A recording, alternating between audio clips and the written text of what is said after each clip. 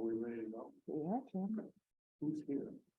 We have all of the board, Treasurer Hall, over Linda Senate, and President Elliott's just joining. Okay, folks. This microphone is on here. Assuming everybody can hear us, welcome. We have everybody from the board here, so we have, obviously have a quorum and we're in a position to proceed. The first item of business on today's agenda is the receipt of the independent audit that was conducted by Creed Maxit, and Kathleen Barrett is here to make that presentation. So take it away, Kathleen. Thank you very much. First, I want to thank everybody that was involved in the audit. The audit went extremely smoothly this year. We have unmodified opinions both on the financial audit and on the gas internal control and compliance examination.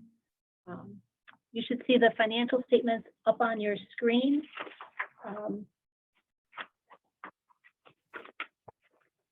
We'll just skip right to the balance sheet and the statement of net position. So because you're a governmental entity through your joint membership with the. Before you, well, let's make sure we're all on the same page here. So what page do you want us to get to? Page 3.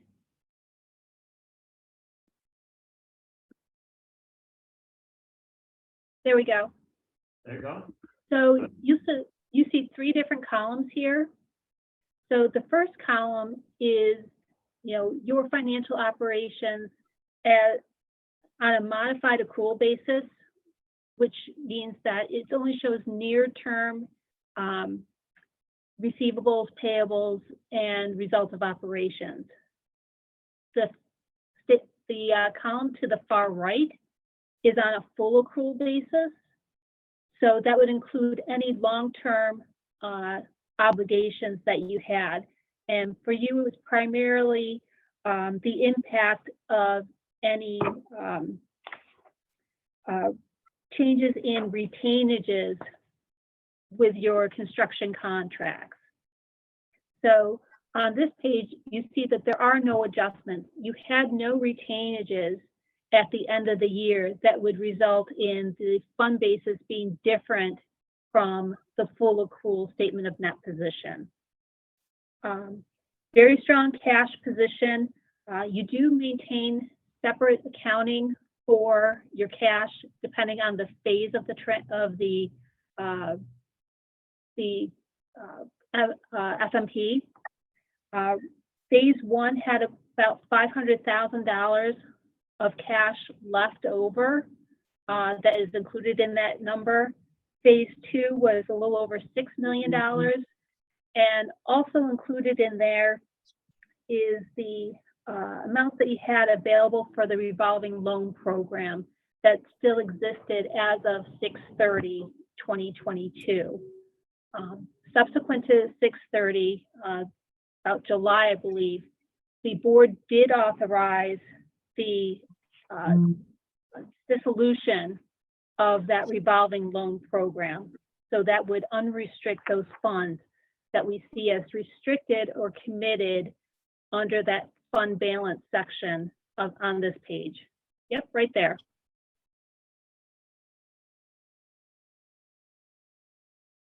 The receivables that we see on here is a small amount, and that has to do with an outstanding loan with respect to that revolving loan program that was outstanding as of June 30th. And just stop for a second, and we've closed that out, right? We Kim? have, We've yes. received the money Yes. and closed out all the loans. That's correct. Thank you. Any questions on this page?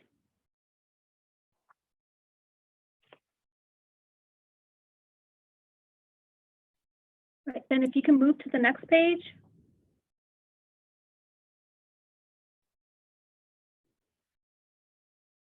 So here we do see an amount in the adjustments column, and that is a reduction of your capital expenses in 2022 from the modified accrual basis to the full accrual basis, and that's because of a reduction of the retainages payable as of June 30th, 2022. You had $1.6 million in retainages payable that were reported last year that are included in this year's capital outlay expenses. So that reduces that on a full accrual basis.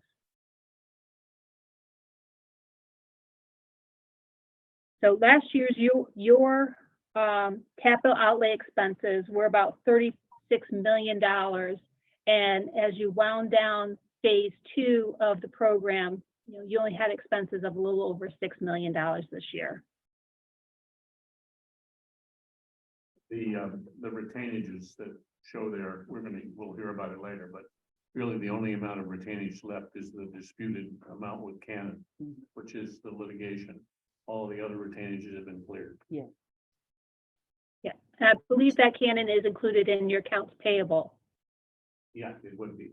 Thank you.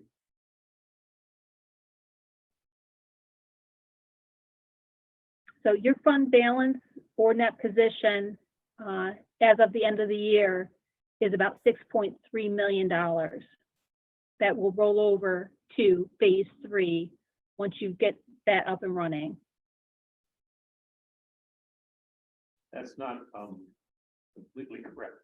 The monies, at least those portions of the monies that were funded through the bonds in phase 2 will need to either be spent in phase 2 or used to pay down the debt. You don't get to roll it over into phase 3. That's just a product of the way the legislation is written and the way the bonds are issued. I wish we could, it would make this a lot, but technically we're not going to be able to do that. We're going to discuss that a little bit internally later. Okay, But thanks for that correction. This is the number we had at the end of the year.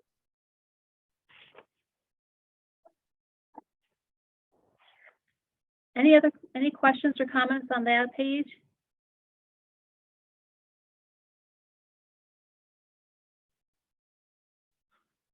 The remaining components of this is the notes of the financial statements. Really nothing to speak of.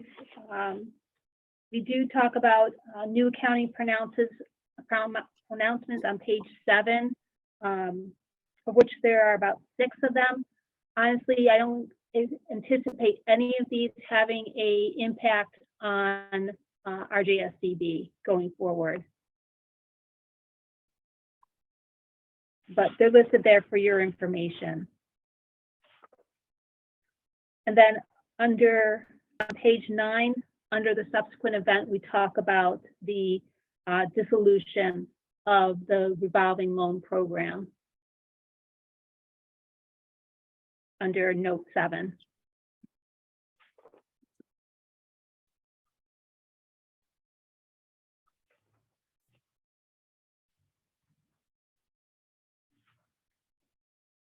The report on page 10 and 11 is your report on compliance and internal controls under government auditing standards. Because you are a governmental entity, you are required to have your audit conducted in accordance with government auditing standards in addition to general accounting standards. What that means is that we're required to test your key controls and make sure that you have no non-compliance issues under contracts, agreements, and so on. We had no findings as the result of that testing. So an unmodified opinion here as well.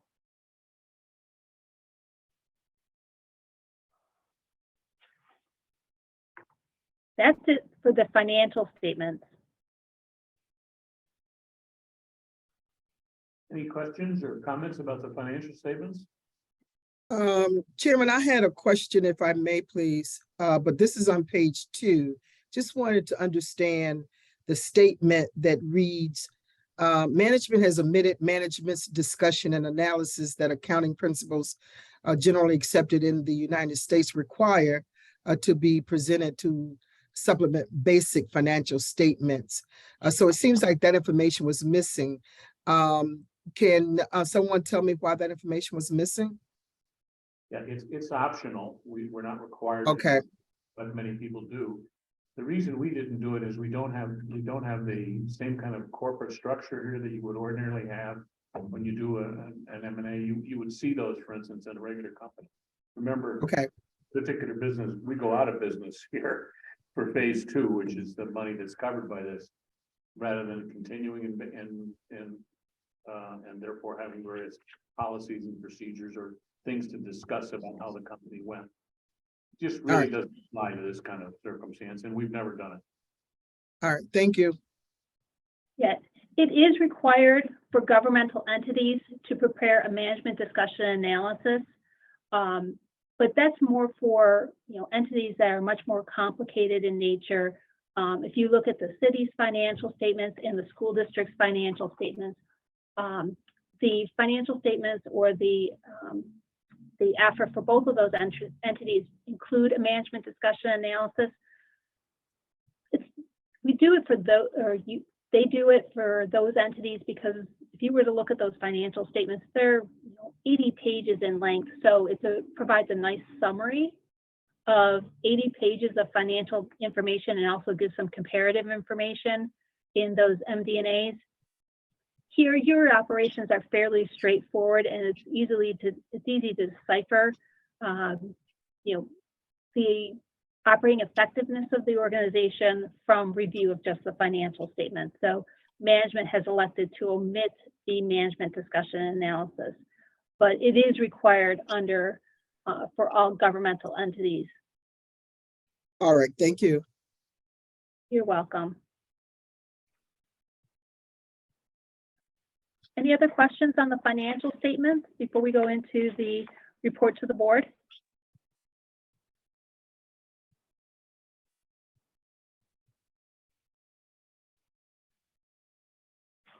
Okay, seeing or hearing none, let's go.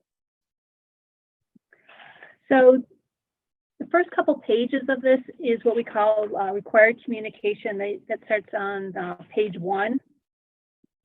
And we're required to communicate to you as your auditors, what our responsibilities are to you under the audit, and that was all outlined in our engagement letter. If there were any changes to accounting policies or practices, if you adopted any new accounting standards that has significant impact on the financial statements, it would be outlined here. Any unusual transactions, which there were none, no new accounting policies, no unusual transactions. You do have no estimates that are included in these financial statements. Also, of item to note, we had no audit adjustments or uncorrected misstatements that we identified as part of the audit. That's a testament to how well and diligent the accounting department is in preparing for the financial audit. No disagreements, no difficulties that we encountered during the audit. So all good news there.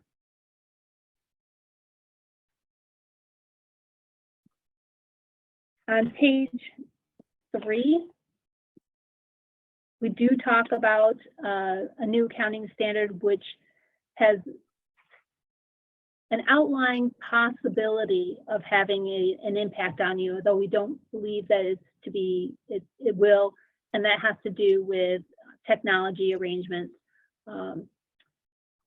If you have a long-term subscription to a technology-based program, like your accounting program, that gets treated like a lease under the new lease standards. You utilize the Sage software for your accounting system.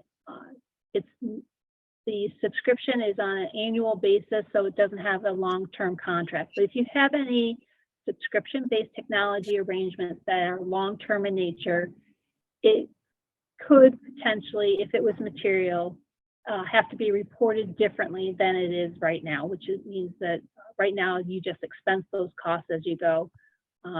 If it's material, it would have to be capitalized and amortized over the life of the arrangement.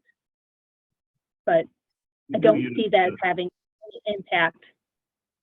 Right, we do use some accounting software, but those are the district's software. So it's probably gonna show up in the district's audit, but it won't show up in our, we don't have an independent system. Actually, what they use, they only use for you, the Sage software. Oh, that's right, yeah. Yeah, you don't piggyback on the school district's financial accounting software, which is good news since they're going through a computer conversion this year. Yeah.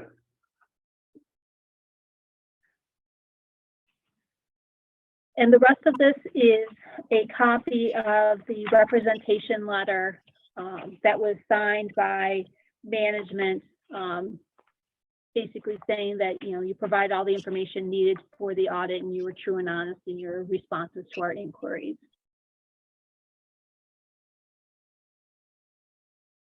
I love these management letters. They get longer every year. Every time an accountant anywhere on the face of the earth gets in trouble, they add another paragraph to this letter. But Your engagement letter is longer than your financial statement. it is, isn't it? It is. We claim no responsibility, and it takes us 15 pages to say that.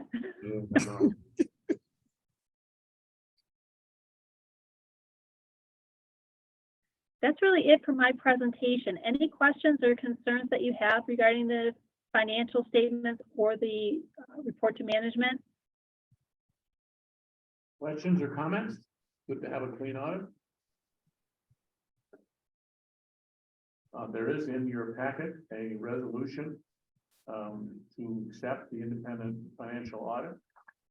If there are no other questions for the presentation or about the presentation, I'll entertain a motion to accept the audit in accordance with that resolution.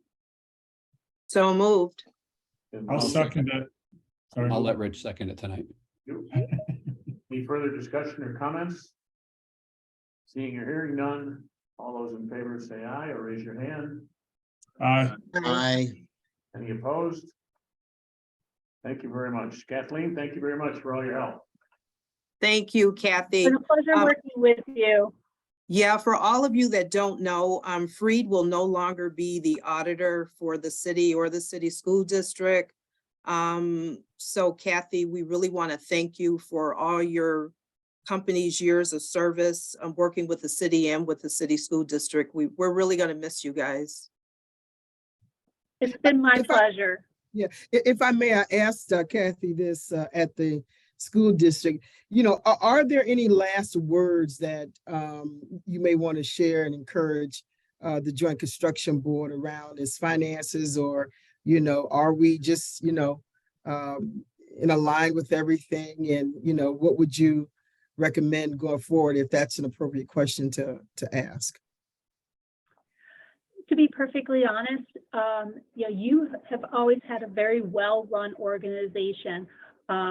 You know, there's a lot of legal and compliance requirements associated with the FMP projects. We have never in our 10 years found any issues with compliance with those regulations. You know, the program as a whole does a really good job of dotting its I's and crossing its T's and making sure that, you know, they are in compliance with all the regulations for the FMP project. So keep up the good work and, you know, always pay attention. Yeah. Thank you, Kathy. I appreciate it. Thank you, Kathy. Thanks, Kathy. Okay. Have a great afternoon, everybody. Thank you very much. All right. Let's move on to the other items that we need to take action on. The next item on the agenda is the December 12th, the meeting of December 12th, the minutes for those, they were circulated to you as part of the packet. Are there questions or comments about the minutes? Seeing or hearing none, then I'll entertain a motion to approve the minutes of the December 12th meeting. Been moved. We need a second. I'll A second. second. Moved and seconded. Any further questions or comments? Seeing or hearing none, all those in favor say aye or raise your hand. Aye. Aye. Opposed? It carries. Okay, that gets us to the requisition for this past month and Kim Jones. Yep. Thank you, Kim. So let's see, for December, the disbursements were to Bond, Sholnick and King. Thank you, Kim. $2,928. The next one, Charter Communications, $121.51. The next one, Occasional Elegance LLC, for $14,113.98. Savin Engineers for $23,153.54. Trinity Ventures Engineering for $14,100. And lastly, Watts Architecture and Engineering for $57,270.38. Total disbursements for the month of December, $111,687.41. Any questions? Okay, then I guess I'll move it to the board for full approval. We need to have a second. It's been proposed by the, we've got Jesse. Any further questions or comments? One explanation might be in order, that I think I've explained it before, but Savin Engineers is just running out the contract that pays the rent. That, I think this is the last month, isn't it, Kim? You have one more. One more month, and then that contract will be completely behind us, and we'll have to assume paying the rent directly. But it's basically a pass-through right now, is a pass-through right now. Okay, any other questions or comments? If not, I'll entertain a motion. We have a motion to approve it, and we've had a second. All those in favor, say aye or raise your hand. Aye. Aye. Opposed? All right. Okay, that gets us to some non-action items here. And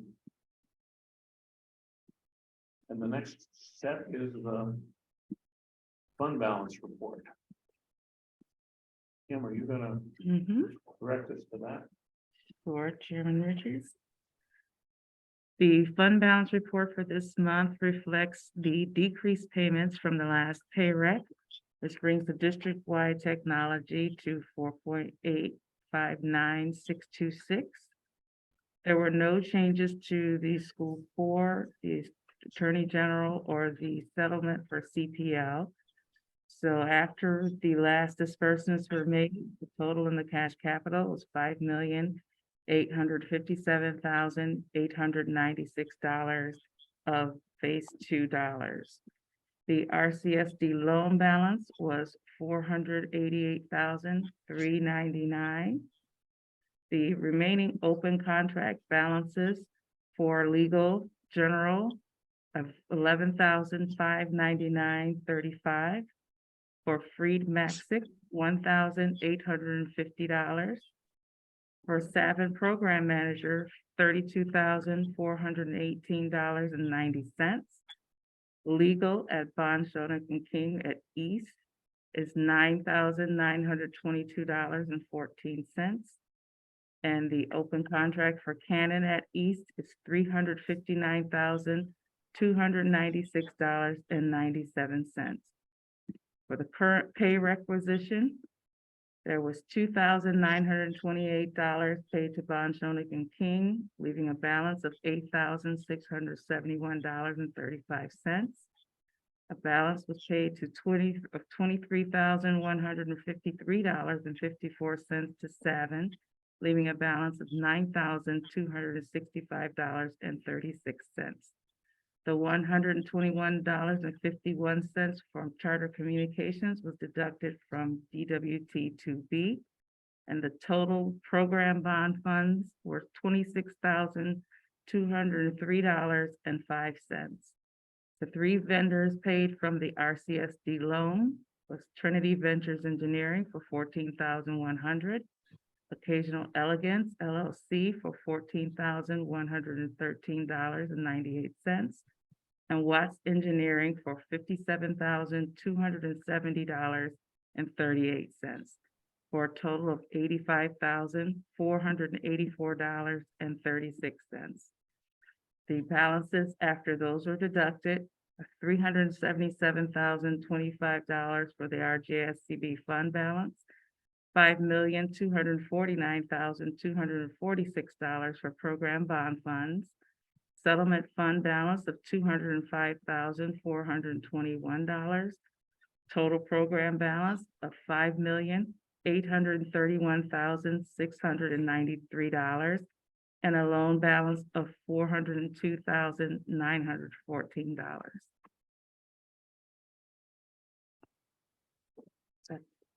Okay, questions or comments? I do have a question, Mr. Chairman. With regard to the settlement line items that I saw, can you tell me or remind me, I think that I may have asked about at least one of those before. Can you tell me what those settlement amounts are for? Yeah, there are two. One of them is actually been resolved. That is Okay. a claim we made against the architect and engineer in one of the projects. And the settlement they paid to the, paid back to the fund. That's the $205,000 number there that you see. The other one is a similar claim against the architect and engineer at East. That is shown as a zero because it has not been resolved. But if you look down below, you see that we're holding funds against that claim of $359,000. What did they not do, Mr. Chairman? What happened there? The easiest one for me to answer is the one about, East. You may remember that we had a problem in East with respect to, the way in which the electrical conduit that comes into the building brings the high voltage and amperage into the building itself. The way it was installed, it was exposed to moisture and water. And that, of course, in that high voltage and high amperage is potentially dangerous should anyone come in contact with it. We had a dispute about that, about what it is that, why it was done that way when it should have been, we maintained it should have been done in a way that it was acceptable for external circumstances. So they could be exposed to moisture and water without having a safety hazard. That dispute continues. It's basically a dispute with respect to the resolution of whether the design itself was appropriate in the first place or whether it was installed wrong in some fashion. We've had already had one mediation effort with respect to it and made some effort, but it's not resolved. And the funding for the Attorney General? No, it really has nothing to do with the Attorney General. It has just to do with construction disputes within the country, within the project itself. No, I thought I saw a line that said settlement Attorney General. That's a separate thing. I'm sorry. That has to do with not construction disputes. You remember in phase one, there were a series of claims brought by the Attorney General with respect to the way in which the MBE program was administered. That resulted in fines being paid by some of the contractors as a result of the fact that the board, the RSMP project, brought this to the attention of the Attorney General and spent a lot of effort doing the background work to support the claims. They awarded to us a portion of the fines, and that portion of it is what's reflected in that line. That's been there for quite some time. It relates to the disputes that occurred in phase one. You may remember that. I do. And what's the CPL? That's the one that you just, did you talk about the CPL, E&O? Talked about was Canon. CPL is another design dispute that they agreed to make a payment for. Rick, do you remember the details of that? I don't. It was basically the architect. Are you at a microphone where somebody can hear you? Yeah.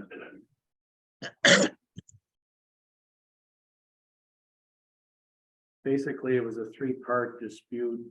The architect had a small portion of the $205,000. It was really their engineer consultant, their civil and electrical engineers that bore most of the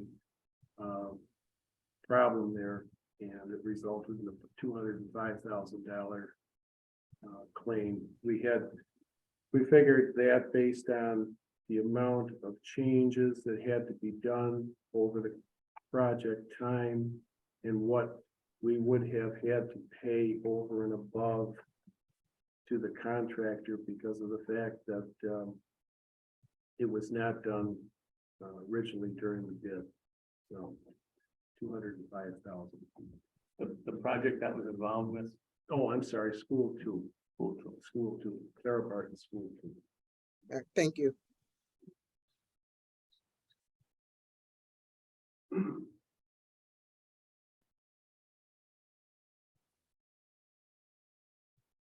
okay, other questions or comments on this? What I'd like to do, since Kim has just led us through this, I'd like to change the item on the phase 3 discussion items to move it up to the next item we're going to talk about, because I want to give or provide a report here for how this money eventually gets allocated. And this is something that the district will have to agree with. And also some of it will be the district in terms of how it's used. But I think it's time to sort of be clear on this and probably have an understanding on it in some fashion that clear. It hasn't been a problem so far because we haven't had to deal with it, but we're getting close to the point where that's going to be necessary. So there are essentially 3 categories of money here. One category of money is provided by the bonding. This is the money that is used to fund the construction with respect to. In this particular project and any project like the facility modernization, undershoot that number a little bit. In other words, since there's nowhere else to go to get extra money if you run over the allocated amount, you have to make sure that when you come in here, you come in a little short so that you don't have a problem of, oh, how am I going to pay for this? And that's what we did. That amount of money in this particular case is represented here by the bond funds. There are a couple of choices with respect to what we do with the bond funds.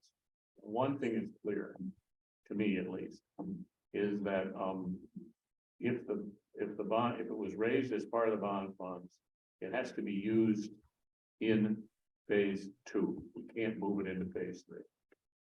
And it has to be allocated in a way that's consistent with the bond proposal. That, of course, dealt with specific schools. Those were the schools we did, in fact, in phase 2. That would include not only the bond principal, the number that's in here for the principal, which I'm looking for right here, Kim. Are you looking for the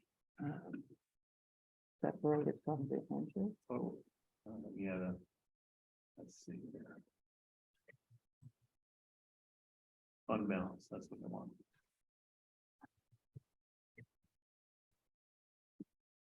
So anyway, there are 2 categories that are involved in that. One of them is the bond funds that are left over. And second is any interest that's accumulated with respect to those. I consider that to be part of that category. So that money gets used in one of 2 ways. It either is applied to work that remains to be done in some fashion. And this is really a call for the district at this point. Or it's used to pay down the debt, where you actually pay the principal early and reduce the debt. So one of those 2 choices is available. I hope that we can get through or the district can get through the system, so it can use at least some of that money to do a couple of these projects that are hanging fire, but are consistent with the proposals that were in the phase 2, but that's up to them. Either that or the money has to be applied to pay down the debt. And so that's one category of money. The second category of money that we're dealing with here is, and really in that category would be another category, something else, and that would be to the extent that we've had these settlements with the architects and engineers, those amounts go back into the project proceeds. They're based on the principle that we would have recovered that money some other way in the process. So that I consider them to be part of this pool of money that goes back to either pay down the debt or is used for projects as the district can see fit.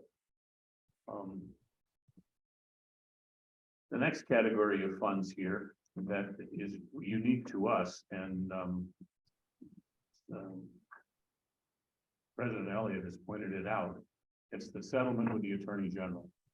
This is very unique. It only came up because of those unique circumstances associated with it.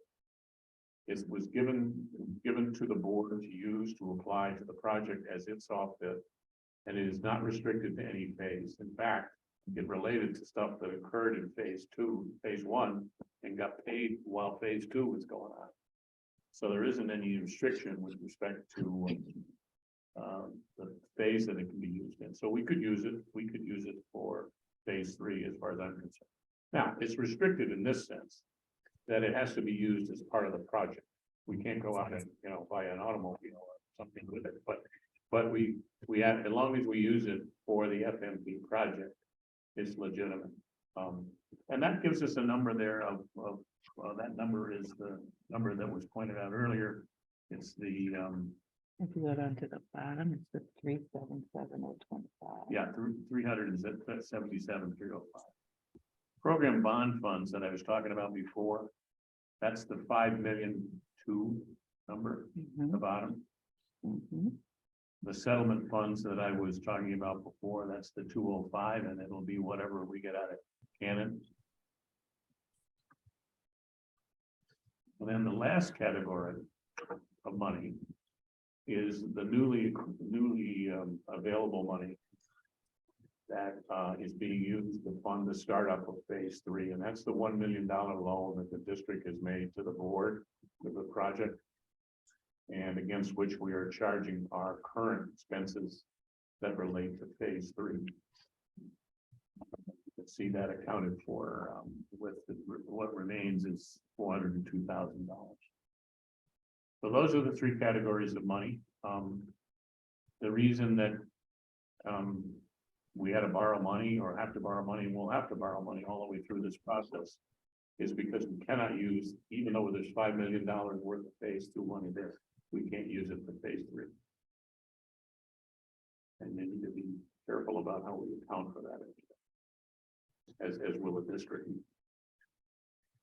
But the actual windup of phase 2 that I just described to you, we're in good shape. It's nice to have that money that's available to us. Hopefully we can rationalize using it to wind up a few things that we want to do. But even if we can use it, it's available to pay down the debt. And we reserved against the only outstanding claim, which is the Canon claim for East High School. Chairman Richards, I have a question about the Canon claim. This is Ron. How long are we going to be dealing with this legal issue? Because obviously we're paying legal counsel to deal with this, right? Every month. Well, is there a drop dead date that we're saying we're going to get this completed? Because obviously this is one way or another, it's going to cost us money, right? I mean, do we see an end to this year? Tom, may I suggest we move this to executive session so we can get a full update on the claim and the status of things? What I was about to We're not. since it's a piece of something that's in litigation and there's some, individual positions we want to discuss, we'll do it in executive session, if that's okay, Ron. Okay. And Ed, you're on the phone, are you not? Yes, I am. I'm happy to discuss and answer that question. Okay. That gets us to, the status of the plan. We circulated, I provided to all of you with the material for the meeting, the presentation that was made to the school district and accepted. Mike made the presentation, and it was a result of the work done by Watts and others to prepare for it. Well, that means that the schools to be done in phase 3 are selected as described in this material we sent to you. The one thing that's a little bit hanging the fire there is that we need to get state education department approval for a double MCA on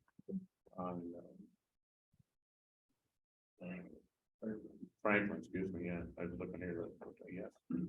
That's is shown here as approved, but it has not yet been, or is existing and not yet. Franklin is a very big project. It's a huge school, for those of you who are familiar with it. And it's a very large project and opposed to your $140-some million. So we need a authorization to spend more money on the project. That we presumably will get here pretty soon, and that will allow us to proceed with that program. Without it, we're going to have to rethink it a little bit, but we'll see. That there's quite a bit of work left to do, obviously, with respect to the comprehensive plan. There's all of the specific scheduling and cost estimating work that needs to be done to support financial plan. That's is detailed work that will be done by the project manager. There's quite a bit of it because we have to have some pretty specific information as part of that financial plan. There's a preparation of the financial plan itself, which has not only the numbers, but also the scheduling for when the bonds would be issued, the size of the local share to make sure the school district can pay for it. That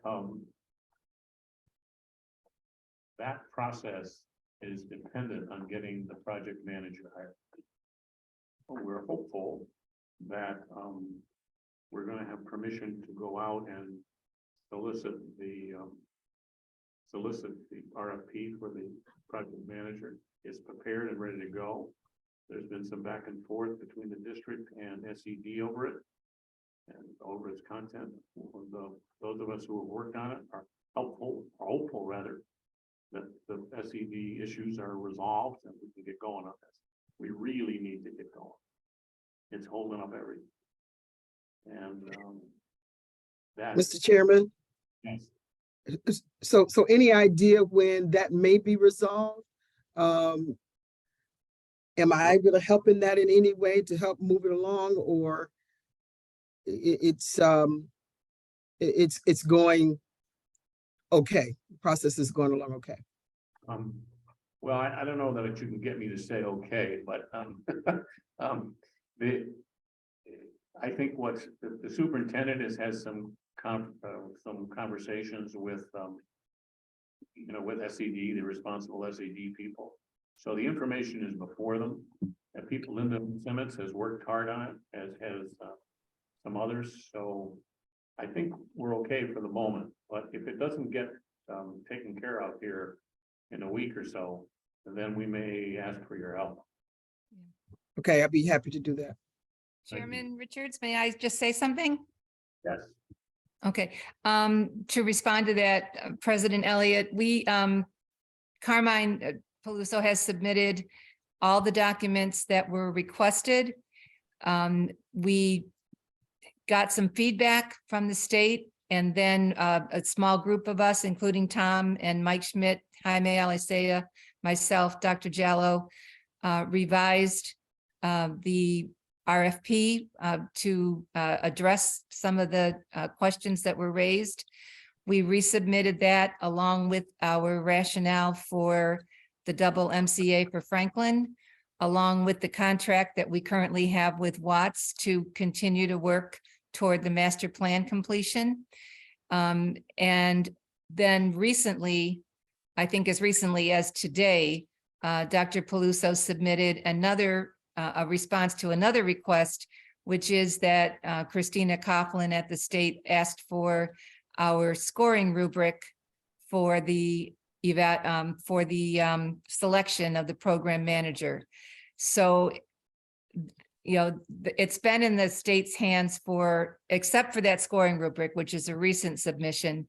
The other documents have been in the hands of the state since prior, I think December 19th might be the date that we submitted it. So Dr. Peluso's following up. Hopefully we're going to get a positive response very soon. I keep hoping it's going to be the week and then another, days go by, but he is definitely on top of it.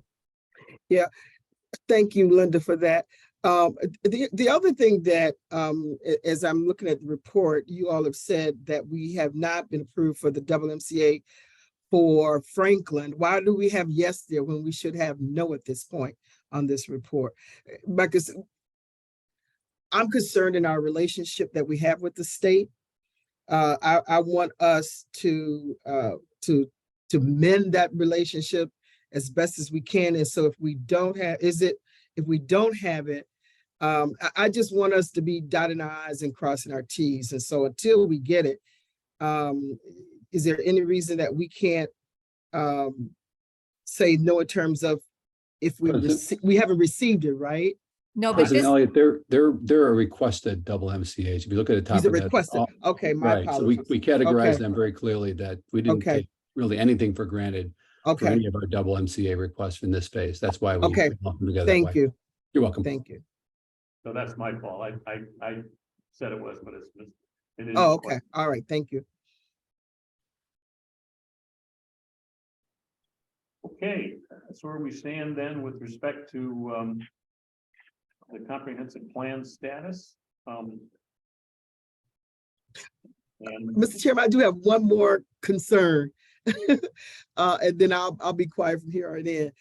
But I've shared this with Mike and my board colleagues. My concern is that, with the environment in which we're in now, supply chain issues and, costs going perhaps higher than what we are anticipating.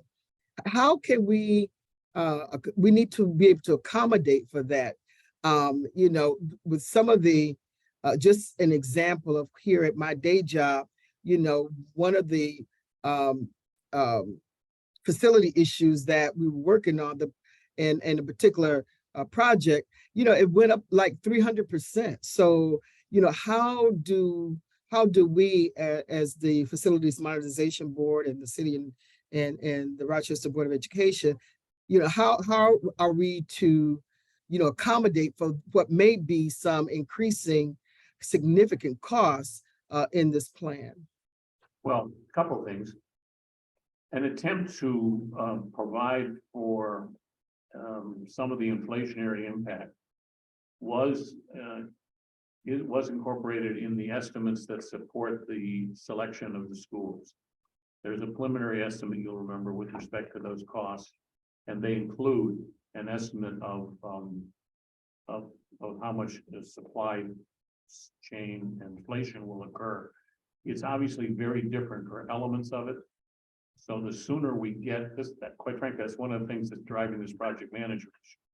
The sooner we get in here and get some detailed investigation into the actual costs that we're going to incur, there will be that will be a potential problem that could affect how much we can do here. And so we're all worried about it, and we've tried to accommodate it, and we'll eventually have to try to accommodate it yet again when we get to the point of bonding this. But until we have contracts on the street for the construction, that will remain an issue.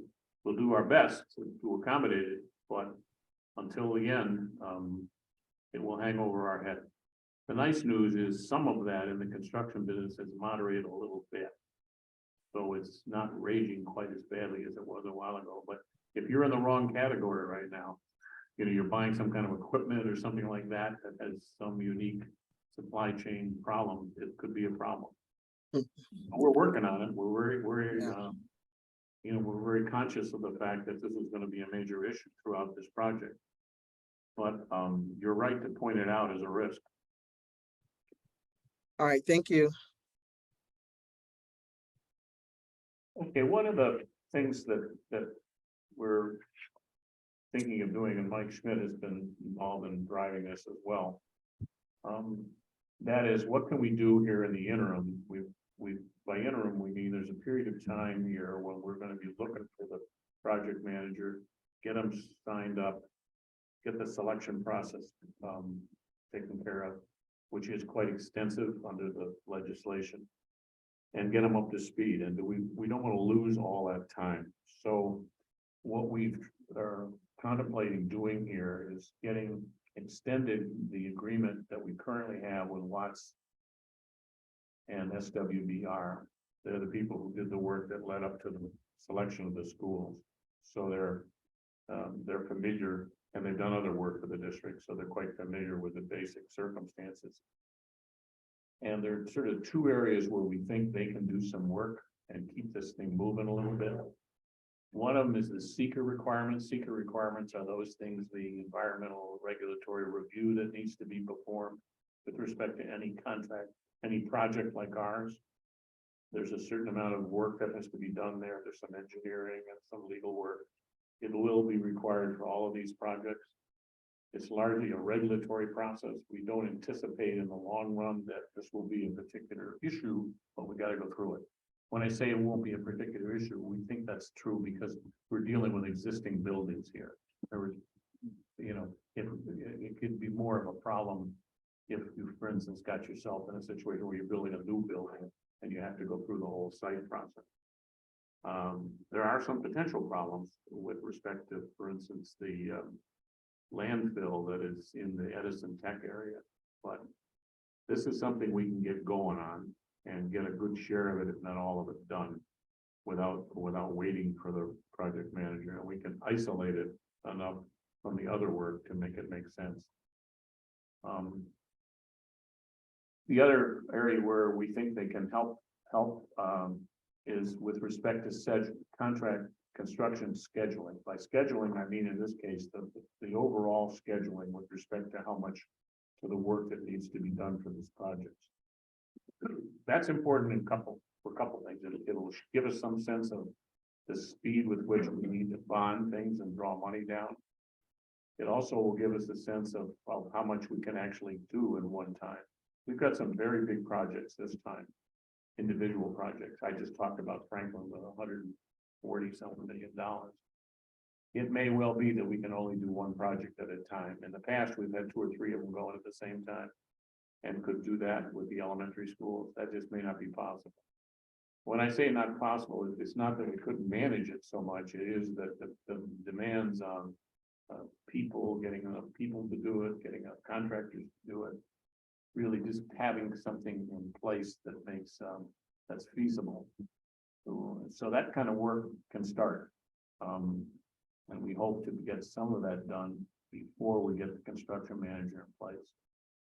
I'm concerned personally, and I think the final costing effort that will be very important for the financing. We need to get the program manager to do that. One of the reasons is expertise. That's why we're hiring them. Second of all, we want to have them responsible for the number. If there are too many handoffs with these numbers, there's too many places for people to say, well, that wasn't my number. And I don't want to do that. I want to make sure we're in a situation here with hold people responsible for it. Because it is going to be tricky and there is going to be inflationary issues associated with it. So those 2 items, seeker and overall construction scheduling is something that we've asked Watts to provide a proposal for. And we expect to get it momentarily. And if it seems to work out, then we'll be doing two things. We'll be back to the board to approve it. And actually, we'll have to get some more money from the district to fund it in the interim. The only thing I would add, Tom, is on the construction planning, they'll be working with our team, our facilities team to identify and kind of map that out as well. So we'll have a team in the room as well, working with those outside entities. Right.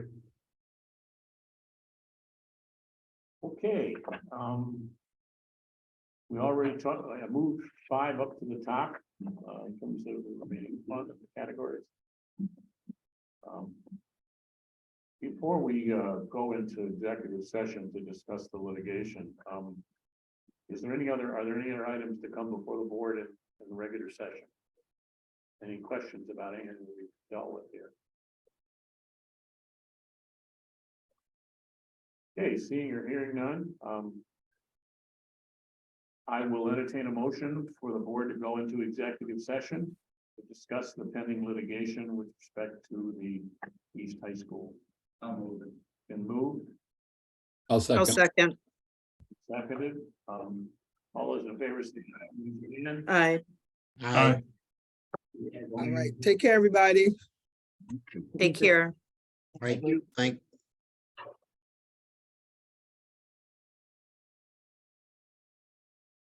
Take just a minute to get set up here, folks.